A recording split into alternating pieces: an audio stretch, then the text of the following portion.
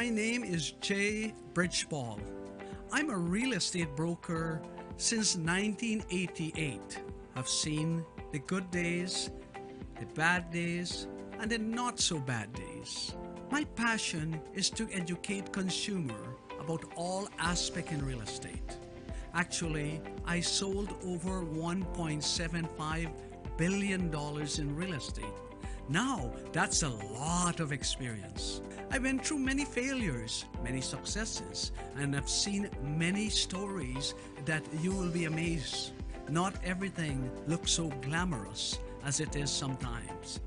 On Let's Talk Real Estate, we will dig deep down and I will take you step by step through every process, from buying your first home to buying a multi-million-dollar investment property. We will have various people on this show. Lawyers, investors, we'll have mortgage brokers, appraisals, and everyone else to assist us to take you to that point.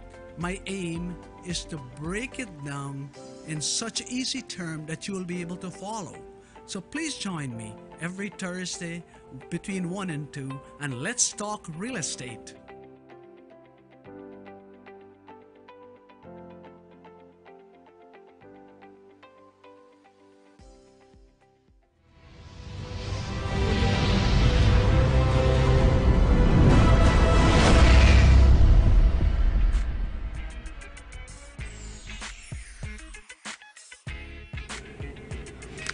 Hi there, everyone, and welcome to another episode of Let's Talk Real Estate.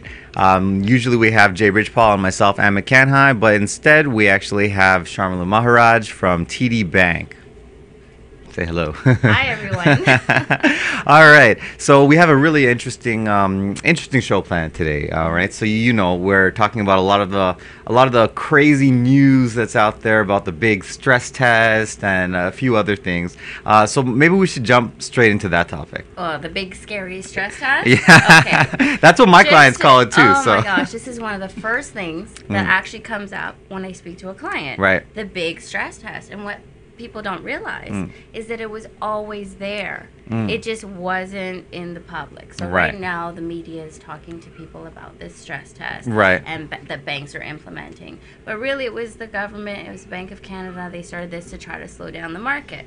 So what's happening is that... Because banks in general, right? They want to lend you money. They do, definitely. Yes, please, come, I'll try. So what they've done... The only product that's been affected with this new rule really is that 5-year fixed with the 20% down. Because that was the only one that we were able to use in the past to try to get you more of a mortgage amount.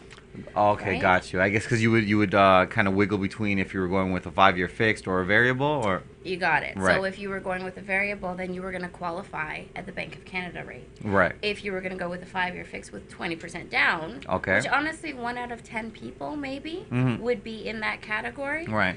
Then what we would do is qualify you at that 5-year fixed rate. So let's say, for example, the fixed rate was 3%. That's your qualifying rate versus back then the Bank of Canada rate was, I think, 4.65. Right. So that gave you some wiggle room, right? So right now what's happened is all the products across the board are now having this sort of test. But to me, it's a good thing because it's going to give you your affordability. Right. Rates go up. You know what? It's also a kind of a peace of mind, right? Because everyone is going to say, "Hey, I want that $700,000, $800,000, $900,000 house, $1 million house," for example. But really, what the government and the banks are kind of doing is they're saying, well, when rates go up, it's not if, when rates go up, we just want to make sure that you're covered. And you're not losing your house, right? Exactly. Okay. Exactly. So when the rates go up, then okay, my affordability is still there. So what we're doing is, okay, so even if your rate, is a 5-year fix, let's say 3.5%, we're just going to throw that out there. So we're adding now 2%. Call that your grace, right? Because what happens in a few years after that 5-year fix is done? And then it's time for renewal. 6%. Right. What are you gonna do? So you might actually very well be looking at, even though you've paid off your mortgage a considerable amount over 5 years, you may actually be looking at a higher payment. Right. Oh. So we're saving people's houses. So superheroes. Banks are superheroes. Of Great. course. And you work TD Bank, right? I do work for TD Okay, Bank. great. It's a great And we bank. actually have Sharmila's contact info in the link underneath. So feel free to give her a phone call or send a message, and she'll be more than happy to kind of answer your questions. All right. So stress test. Basically, it's always been here. It's always been here, and honestly, it's affected the lending amount a little bit, but maybe you can tell me something about the market. What do you think is going on with the house prices? Well, in general, house prices are something we try to save the recap for the end, but since you asked, okay. I need all right. to know. It's one of those specific situations where anything under 600,000 is just selling like hotcakes really quickly. So Well, the bungalows, reason why I brought that up is because, okay, maybe you're qualifying for a little bit less than last year, per se. Right. So even though you're qualifying for a little bit less, when you look at the market, the pricing has gone down. So really, It's softened, your purchasing power is about the same. So people, don't panic. You're gonna get your dream house. Yeah. Okay? So basically, the nutshell is don't worry. Don't worry about TD's it. got you. We got you. I have you. All right, great. So that's kind of in a nutshell what the stress test was. You know what? It's funny enough. A lot of my clients they come in and just yelling and screaming, oh my gosh, like, do I not qualify anymore? Like, what's going on? And it's really glad that some of the industry professionals can kind of guide people, because they get very worried. Yeah, they do. They do. I had a meeting on Sunday with a client. They really want to get into their first home. They have 3 kids, and they were worried about the first thing they said when we sat down is, oh my God, do I have to go through a stress test? So I started laughing because I'm like... It's like you're going to the doctor's office. Oh my God, I got to take my test. Yeah, because it sounds scary. And this is why in the banks we use qualifying rate. That is our terminology, because stress test, I mean... Doesn't that scare you? It does, right off the bat. People get scared if they have a test, like a big test coming up. And then a stress test. It makes you seem like you need to go to the hospital. Yeah. So anyway, what ended up happening, I did discuss the stress test with them. Right. So we did their application. We played around with rates. When I moved them into a variable rate, and this is something that maybe people want to take with them when they go to see their banker, preferably me. If you're looking for 10 to 20,000 more and you really can't squeeze that out of a fixed rate, request to go to a variable rate just to qualify. Oh, interesting. So if you do that, you may qualify for a little bit more. You get into your home later on, after everything's finished. Then you can maybe then go to you can fixed. go ahead and lock Really? So it's kind of like you're able to, I think what we said earlier in one of the breaks, that you can kind of tweak things a little bit just to get that extra 5,000 or extra 10,000. It's about 10,000 when you look at, a purchase of 500,000. Yeah, true. And you know what, Sharm, it really makes a big difference when you have when you're in maybe a negotiation and it's hey, you need that extra 10,000. I've literally been in negotiations this month where $4,000 made all the difference, and the seller wasn't going to sell, and the buyer wasn't going to buy, and there wasn't even another buyer lined up. They were out of dispatch, right? So yeah. Right. Was it based on the mortgage amount? It was. That Yeah, was it was. And the buyer said, no, well, we cannot physically, like, the bank will not lend us the additional money. See, had they tweaked it to a variable, guaranteed they would have gotten that extra 10,000. Because, okay, here's the example. So, again, I'll go back to that 3.5 fixed. You add that 2%, now it's 5.5. That's what you're qualifying at. Right. But if you do a variable, you're actually going to qualify at the Bank of Canada rate at 5.14. Oh. So that's going to give you that extra couple of thousand. That person would have gotten that 4,000. I guess I should have sent them to you. You should have. Now you know. That's why I'm here. Okay, good. So, so a couple other things that a lot of people ask question-wise when it comes to the stress test and whatnot, is specifically when you go to the bank and you're qualifying. A lot of people are saying, well, hey, I've qualified. I know last year when I did my pre-approval, it was at 600. Right now, it's at 575. Is there a general rule of thumb of a difference in an amount that you're qualifying for this year versus last year?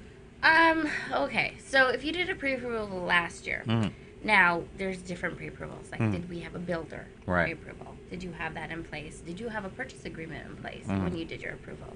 So those ones are not getting affected. We're actually honoring those. Oh, for 90 days, I guess, or? Well, I don't know if it's over yet, but we were honoring the fact, like, if you did a purchase back in December, Right. and you did your pre-approval at the old rules, Uh-huh. we're actually honoring that because that's what you did your whole approval Really? on, right?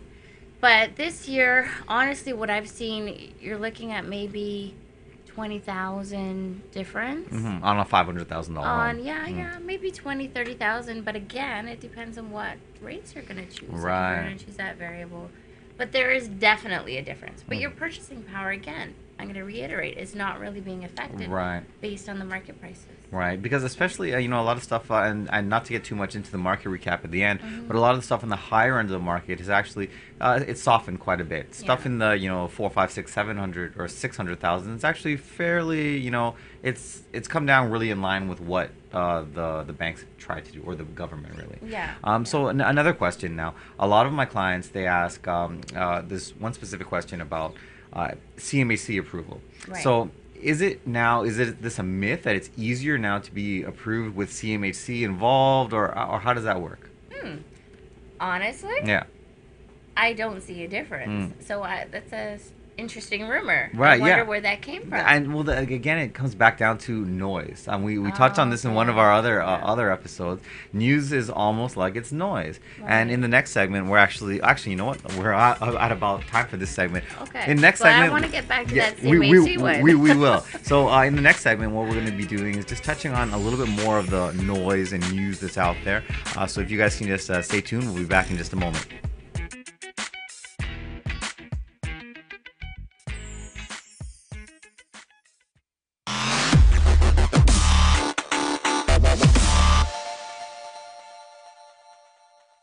Think you have what it takes to bring value to the community? The TCN TV network is expanding and now accepting TV show proposals. Here's an opportunity to build celebrity status and become part of an elite group of community advocates that are focused on building, strengthening, and empowering our community in a positive way.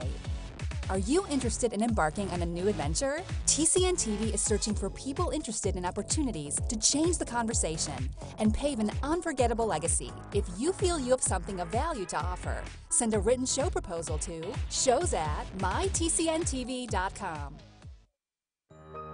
Are you retiring smart? Make your home's equity work for you. With your home's equity and our 30 years of experience, the Retire Smart Properties team can help you achieve the quality of life you've always wanted. Our services are 360 degrees. We'll give you advice, take care of staging and selling, and help you find the perfect home and community to transition to. It's time to enjoy the retirement lifestyle you deserve. Visit our website today to learn how you can use your home to retire comfortably. The Retire Smart Properties team, powered by RE/MAX West.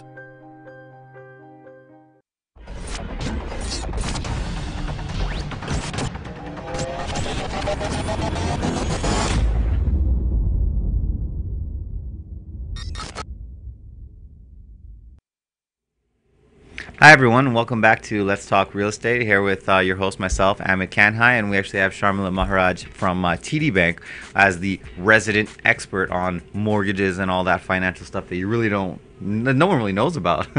And it's what we really want to talk about in this segment is a little bit more of the noise and the news. I've had clients that just come in and just crying. They're like wondering, well, what am I doing? Have I lost 30% in the value of my house? Because that's what news articles are saying.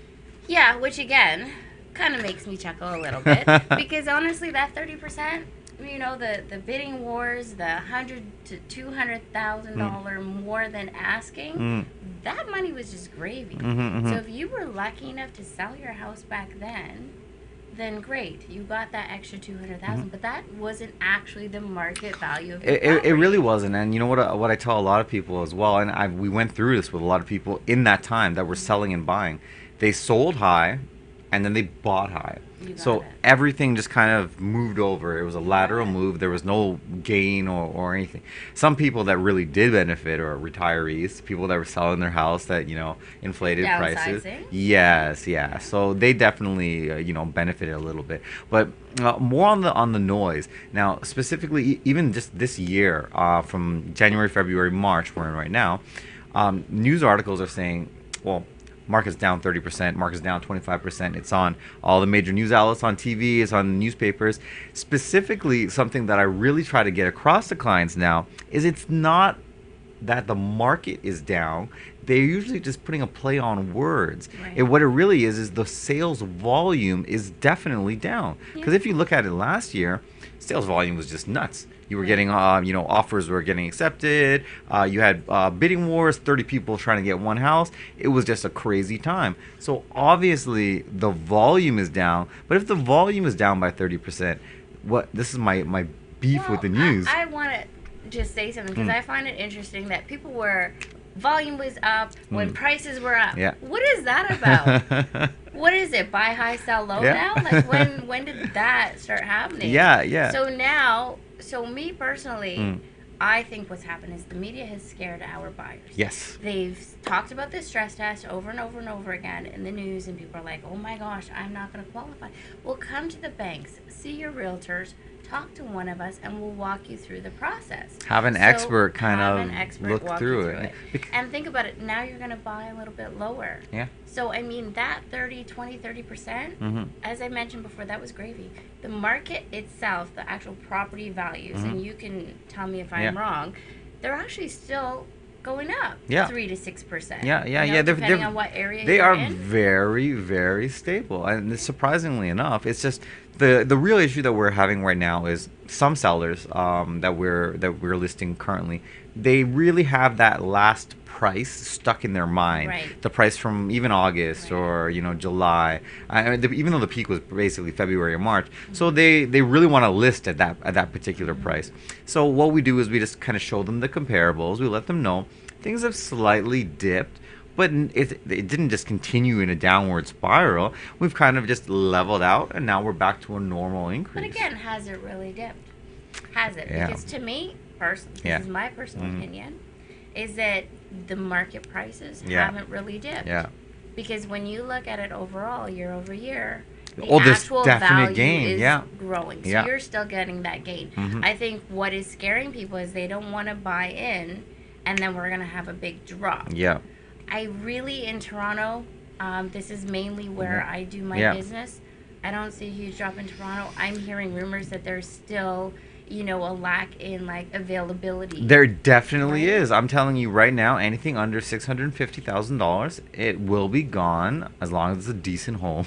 It will be gone in 15 days. Right. Decently priced. Yeah, it has to be reasonably priced, of course, and showing well, blah blah blah. Right. But realistically, you have such a big pool of qualified buyers at that rate, and where they were thinking last year they weren't going to get anything at that particular price range.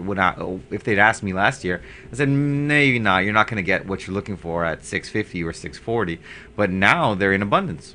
Right. Yeah. You got it. And we're negotiating down right now, which is something we haven't seen in 2 years, right? In a few years, you got it. I mean, back in my day when I was buying houses. And whatever else I was buying at the time.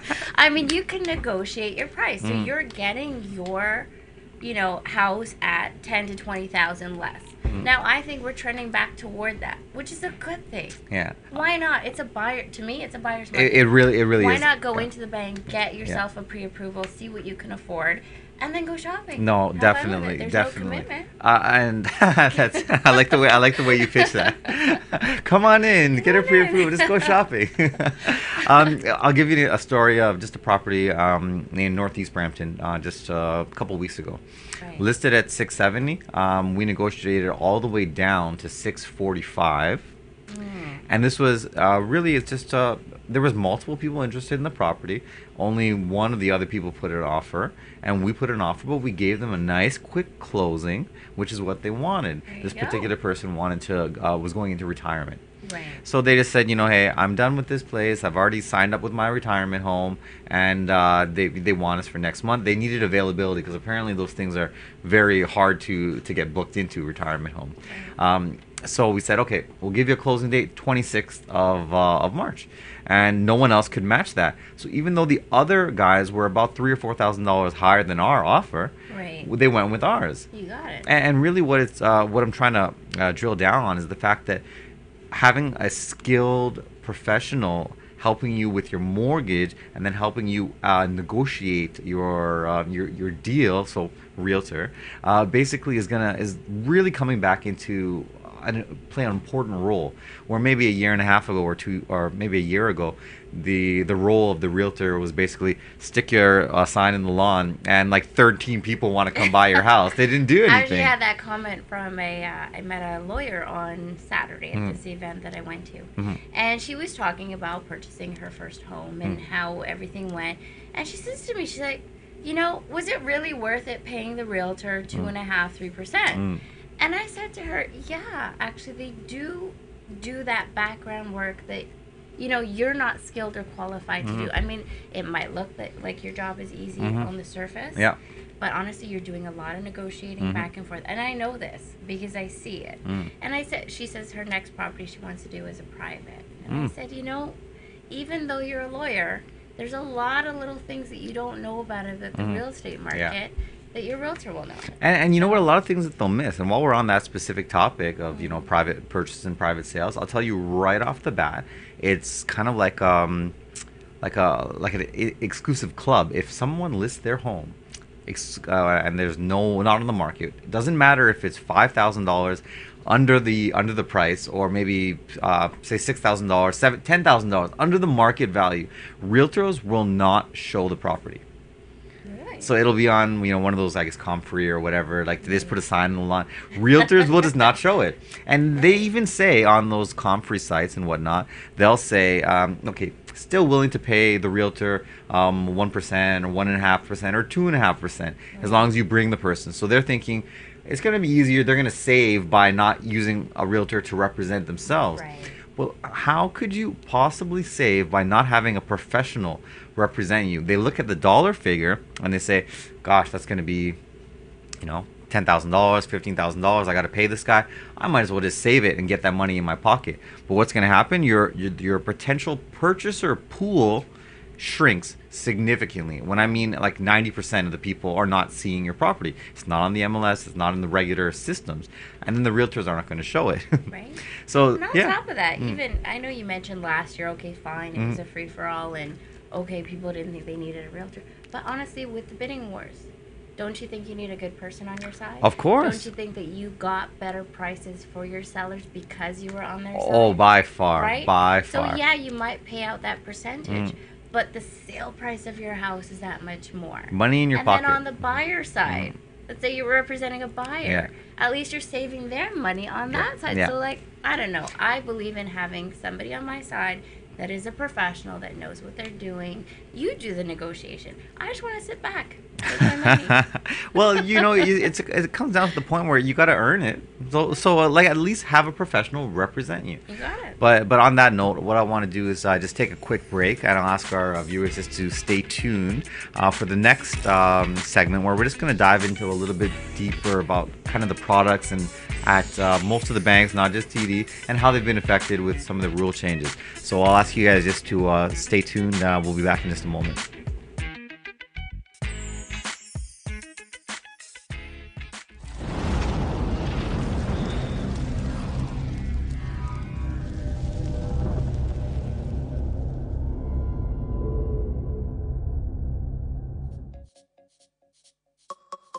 No one wants to live outside the box. We play it safe. But if you had told me all those years ago that I'd go on to win Juno Awards and Much Music Awards, I would have laughed. All right, stay with me. Here we go. Hands up! Reach for the sky. Come on. And hold your head up high. What's tonight? And every night. You're what? To be distinct, you must be different. So I'm going to tell you this. Love Inc.'s You're a Superstar went on to explode onto the Canadian dance scene. It not only was a hit in Canada, it was a hit internationally. Top 5 in the UK, across Europe, and into Australia. Our music was everywhere. Radio, TV, video, fashion, television. I was on tour across Canada, branching into the US and Europe. Our music was everywhere. Our video was everywhere.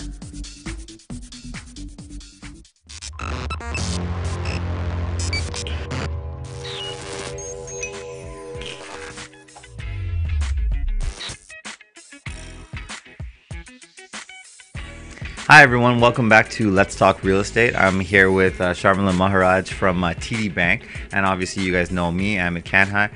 It is not correct up there where it says J Bridge Paul. This is Sharmila. So basically what we're going to be doing now, Sharm, is we're just kind of talking about how the regular products at the bank have been affected by some of the changes in the rules and the regulations. So a lot of things like your HELOC, your home equity line of credit, that's something that's changed, and people really have no idea, and they kind of only notice when they go back into a refinance or something like that. Can you elaborate on some of that? This year is one of the biggest years for mortgage renewals.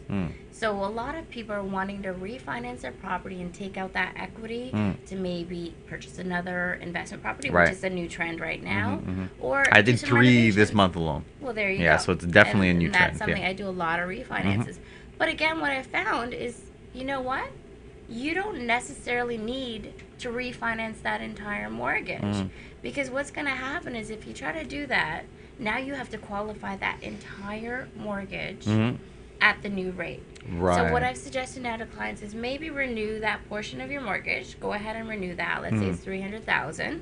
Right. And then what you can do is banks will go behind most major institutions as a second charge. Really? Right? So rather than porting in the entire mortgage, just go as a second charge, do your refinance at a HELOC, or even a second mortgage, so you'll get a bigger amount. Okay, so what you're saying is, to break it down for some of our viewers, now, realistically, when you go to do the renewal and say you just want an extra, $100,000 to purchase an investment property, now you're doing that 300 plus the 100,000, so 400,000, and it's all qualifying on the new rate. Rules, you got right. it. So if you just renew that one portion, then you can actually take out that second charge. Right. So now, a second charge, many people will think, oh, is a second mortgage? Is this a high interest rate? That's the first thing that jumps to viewers' minds. So the way it works at the banks, anyway, I don't know about brokerages. So let's say, now you've got that $300,000, you've renewed it at, let's say, 3.44. You got your 5 years. So now you've got your payment amount. That's the payment that's going to be used to qualify you on that second portion. Oh. Right? So now that second portion, as I said, I personally prefer the HELOCs. Right. Because that gives you revolving credit. Because a lot of people, when they do that, they don't know exactly how much they need yet. So why lock that in and pay on it right away? Right, because if you actually have it as a mortgage, then you're actually paying interest. It's right off the bat. Yeah. And the good thing is with the HELOCs is that, no, it's not at a higher rate. So what happens is, for example, most banks across the board, I'm not going to talk about TD rates, although we are lower than most banks, they do prime plus a half. Right? So let's say you now go and you qualify. So you're now qualifying at 5.14 on that purchase. Right. That refinance part. So you're getting prime plus a half on that revolving part.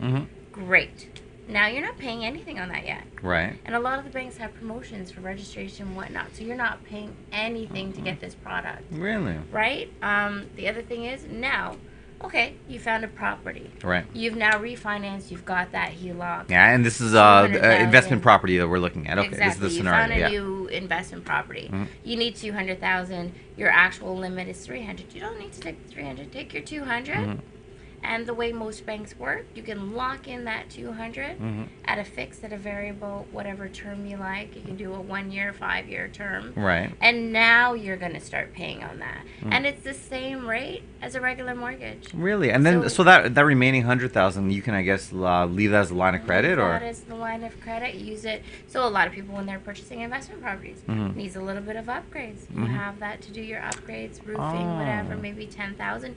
You don't necessarily have to lock that in, because a lot of people are afraid to lock things in, and they're saying, well, if I want to pay it out, now I'm going to have a penalty. Right. Well, you don't have to. Yeah, that's so you're getting the best of both worlds. And the rates are fairly similar from what it's the same. Exactly the same when you're ready to lock it in. That's amazing. Okay, even though it's it almost seems like you're not just a mortgage person. It's almost a little bit of financial planning that's going in there, and you're kind of advising. Role for a long time. So okay. I bring that right into my role. Right, and it's very important for someone to look at the holistic view, because you're coming in for one product or one thing, but you shouldn't really ever go to the bank looking for a product. You should go to the bank with your situation and then let them kind of guide you. And I see that's what you're doing with your clients. That's the thing with a lot of people at the bank. If you don't meet the right person, we have a lot of order takers. You'll walk into the bank, you say, I want a mortgage, they'll give you a mortgage. Well, where's the advice? So, as clients, write down your questions. Write down your list of questions. Go into the bank with an entire scenario. Do your pros and cons list. Talk to them about, don't go in thinking, I'm going to do it right now. And whatever the person tells me, this is what I'm going to do. Because sometimes it might not be the right advice. So go in with your questions. Try to educate yourself a little bit. Maybe talk to different people, different banks. I'm going to say different banks. Oh, look at that. Because I know some scenarios, people will talk to friends and family and this and that. Where do we get into trouble there? You know what? The funny thing, I'll give you an example of that. Just very recently, up to last month, or I think the month before, it was this person that was doing a purchase with us. We went through the entire whole 9 yards, ready to do the purchase, and then their brother or brother-in-law or someone stepped in.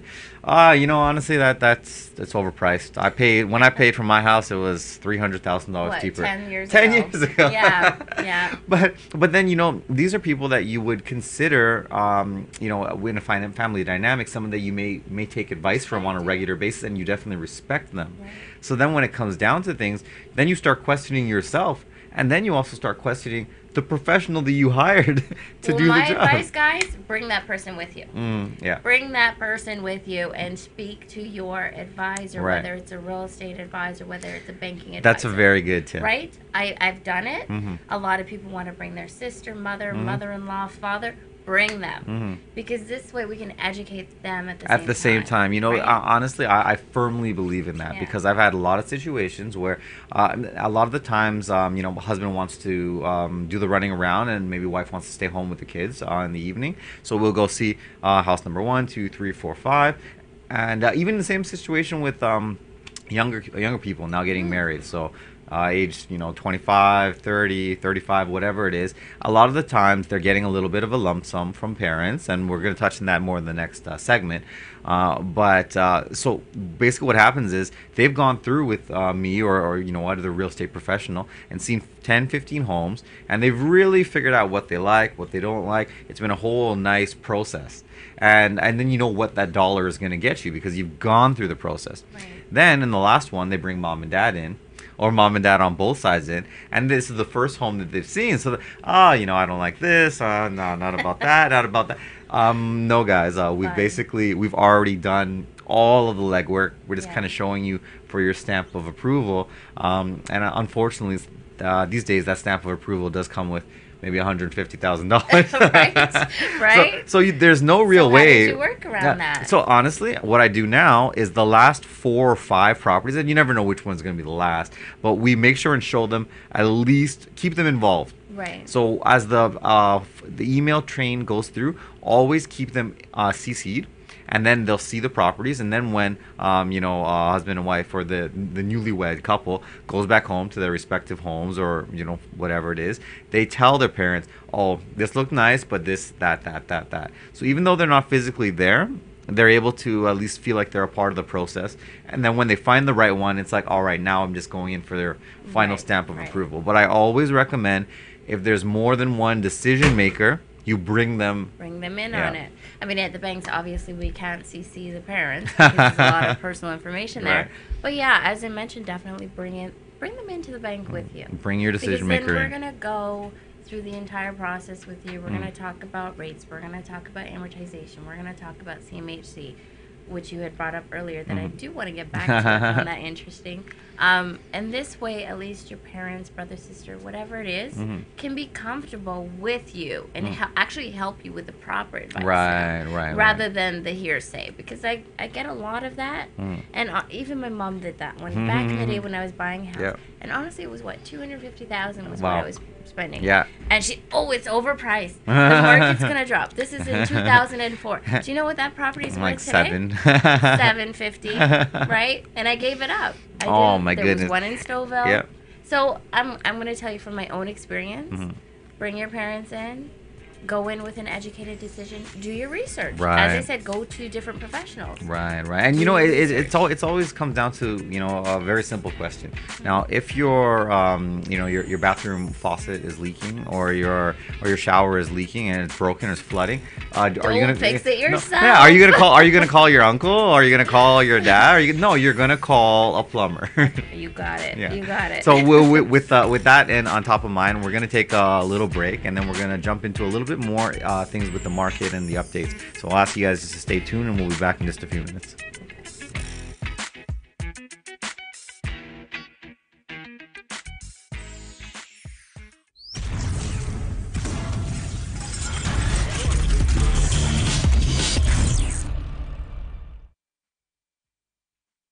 We are doing this event for the community. But what if CEO actually stood for catching every opportunity? This week alone, I've seen 3 businesses that shut their doors in this community. Investing in yourself, like you have to know what your brand is first. So there's no other way that you're going to build a brand unless you network. You have to eventually get out there. And it stems down to a lot of times not having the right knowledge, the right know-how.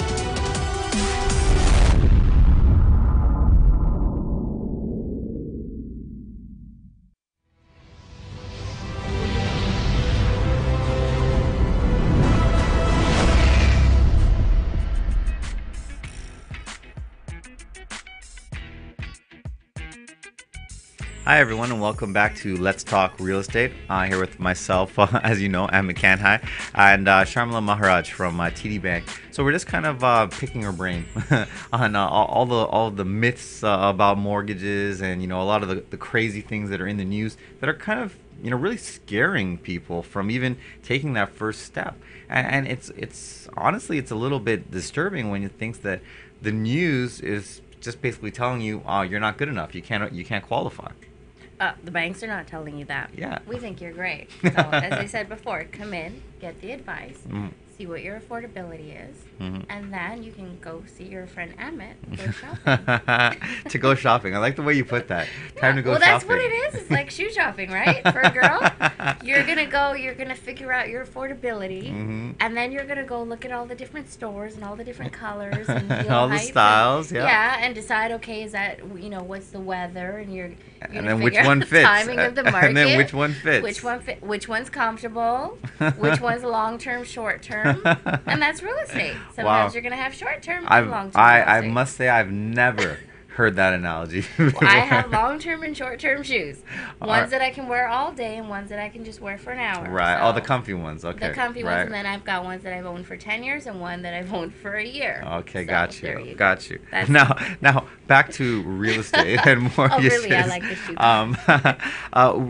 One thing I want to talk about, and this is kind of typically the wrap-up session, but I want to get into this quickly. Appraisals. Now, it's something that a lot of times, you know, depending on where the market is, banks, they don't need them, or they do a drive-by appraisal, or then they send an appraiser out there. We're having some situations that's kind of a tail end of last year where properties are sold at X price, and it's a firm sale, and appraisals are coming in a little bit lower than the value. That's something to be careful of. One thing at TD I'll tell you guaranteed is when you get your approval, let's say you did a purchase last year and here's the price, $700,000. Right. We would have already done that appraisal. Oh. So that would have been done. You Really? wouldn't have to worry today. Wow. Now there are some situations where that has happened. And the appraisals are coming back lower, and clients might have to make that tough decision if that's a little bit of money out of their pocket. Yeah. I'll tell you this amazingly funny story from like 3 weeks ago. Literally, this property actually closed on Monday.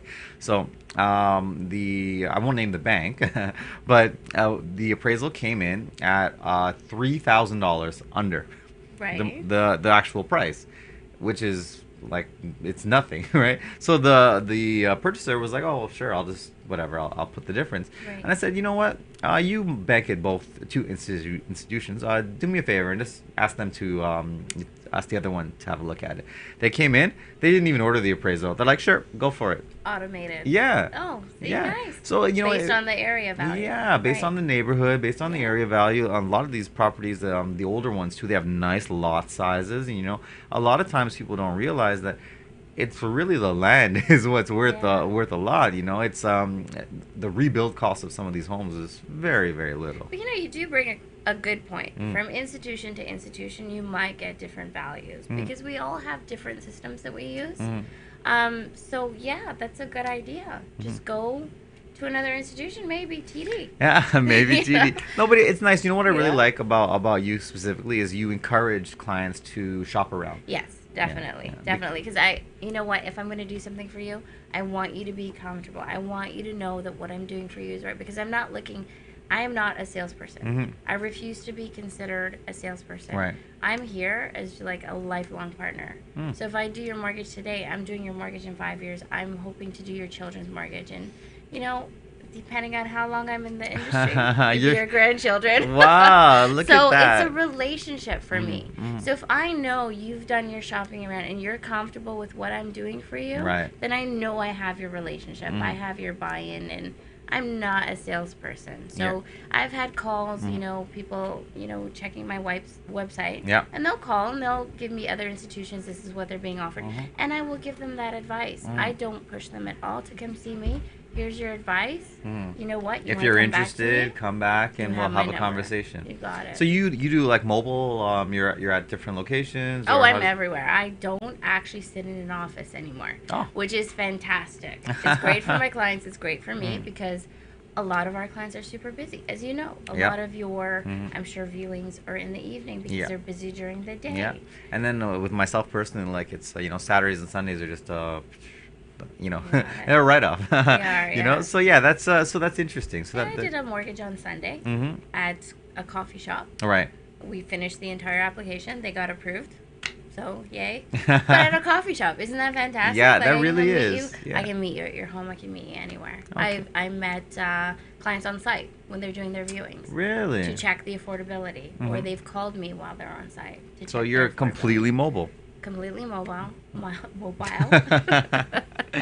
Is it mobile or mobile? I think it's one of those American and Canadian pronunciation things. But anyway. Okay, yeah. So definitely, you can call me 24/7. I try my best to answer that phone. All right, good stuff. And we have your contact number just below, so you can just scroll down and give you a ring.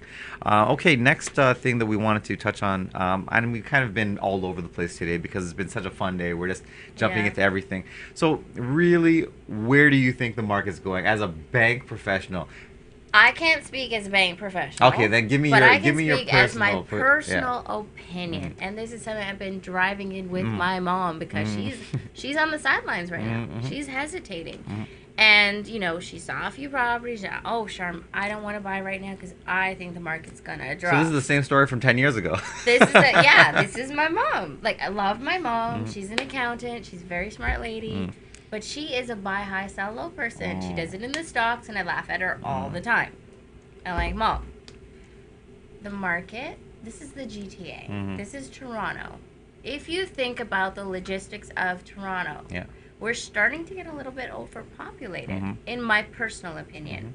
So, what is happening? We've got immigrants coming in. We've got foreign over 100,000 this year. A lot of renters still. We've got people finishing school, jumping into their new careers. They're going to want to get into the market. Yeah. So you're going to tell me we're going to have a big market dip? Decline? No, because the demand is too high. And I'm glad you touched on that point because what a lot of people don't know is, let's just say for argument's sake, there's 100,000 immigrants coming into Canada, which I know it's actually higher this year, but close to it's over 60% from my the last news article I read said that they're settling in the GTA. Right here.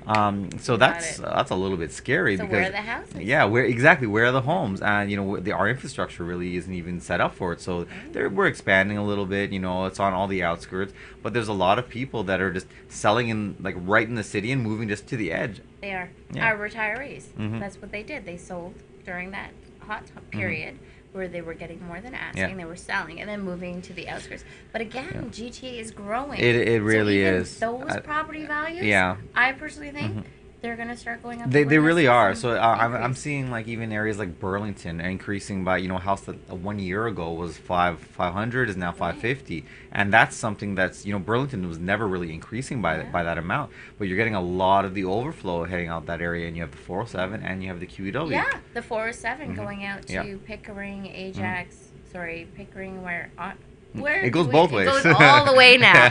All I know is I hit the 412 the other day. 412, like, yeah, what 412, is that? yeah, all the way at the edge in Oshawa or something. We've got the highways, the infrastructure to allow people to move into the outskirts and driving into work. Yeah. So you know what? If let's say, for example, your affordability is not there to be in the GTA, you can move out there. And honestly, my personal opinion, there's not going to be a drop in prices. Right. I mean, we're growing as a city. This is what Canada's the second country in the world, number 2, as like the best place to live. Oh yes, Right? I always see those rankings. And then where's everybody coming? Where's number one? Where's number one? Is that Saskatchewan, and then they're coming to Toronto. So what do you think is going to happen with our market? It's a lot of skilled workers. It really is. Like I'm getting, and even to touch on the rental market specifically, when they're coming over as new people, I'm getting applications for, because I do a lot of rental properties, as you know. So my applications are all engineers, doctors, medically trained professionals, very, very skilled and educated people. Right. And then you look at them and it's like, well, if you're renting, for sure we want you. Exactly. We want you. But then what's happening is these guys are they're coming over with some money, they're building their credit 1 or 2 years, and then they're buying. So they're looking for a property. So but house again, prices, with the new immigrants, send them to me because we have programs for them, right? Okay, gotcha. They might not necessarily want to rent, but then that also touches on a very good point for our people that actually have equity in their properties. Buying a rental property might be a good idea at this stage because we are running out of housing and people are renting. And there's what? Do you have bidding wars with renting? Because that was happening last year. Yes. I'll give you an example right now. So out of the 3 that are closing this month, I find the tenants as well and put them in there. Obviously, no cost from the Brij team. It's just a part of the service that we provide. So the last one is posted at $1,800. It's just we signed them up yesterday for $2,000 a month. There you go. And really, there was 30 people. There was 30 people at the open house. It was a 1-hour open house, and we got 15 applications, and 6 people we couldn't even decide between because they were just so great. Right. And the final one was just ended up going up in price. Well, there you go. Yeah. So it's a good time to buy. Good time to buy an investment property. Yeah, and you're providing affordable housing, so that's Which great. Again, back to my mom, and I'm gonna let you do this, Mom. You need to get into the market. Definitely, and I'm right here. Okay. So, anyways, so now that we've kind of touched on that stuff and what's in the market, what to expect, and definitely I gotta say I agree with you. We're trending in the upward direction. It's a great time for buyers because you're doing a lot of negotiations. Not to say it's a bad time for sellers. It's a little bit different, and always remember, if you're moving up or moving down, it's all relative. Exactly. So if you're selling a little bit lower, you're also buying a little bit lower. Yeah. So think about that. All right, good stuff. So basically with that's basically all for our episode today. I just want to thank you guys all for tuning in, and feel free to give either of us a call if you have any questions. Hope to see you next time.